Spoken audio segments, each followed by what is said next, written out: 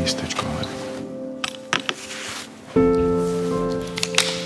Vidím približne 20% toho, čo vidia ostatní. Som nevidiaci od narodenia. Od narodenia mám problém so zrakom, o ktorý som definitívne prišla v mojich 15 rokoch. O zrak som prišiel v 8 rokoch po úraze. Pre tisíce ľudí so zrakovým postihnutím môže byť platenie veľkou výzvou. Keď chcem v obchode platiť kartou, je pre mňa ťažké rozoznať, ktorá tá karta je správna. Mám ju olepenú takým pásikom, aby som si ju vedel ľahko rozpoznať. Mám ju v takom plastovom púzdre, aby som ju vedela rýchlejšie rozpoznať. Platobnú kartu nie som schopný rozoznať, takže radšej platím hotovosťou. Čo keby ste mohli platobné karty spoznať jednoduchým dotykom? To je super. Majú rôzne výrezy. Tam má taký oblí. Taký hranatý. Veľmi ľahko sa to rozpoznáva. Každý je iný a podľa toho sa to dá rozoznávať. To znie dobre? To je skvelé, pretože budem vedieť, že v ruke držím platobnú kartu. Predstavujeme Touchcard od Mastercard. Karty s jedinečnými výrezmi spoznáte jednoduchým dotykom. Vďaka týmto novým kartám sa mi bude ľahšie platiť. Už môžem platiť v obchode kartou, vyťahnem, priložím, viem, že to je karta. Je to super, že niekto na nás takto myslí a vďaka takejto jednoduchej veci nám uľahčí život. Tieto výrezy sú malá drobnosť, ktorá nám nevidiacim uľahčí každodenný život. Touchcard od Mastercard. Karty s jedinečnými výrezmi sú vám k dispozícii. Svet stvorený pre všetkých je na nezaplatenie.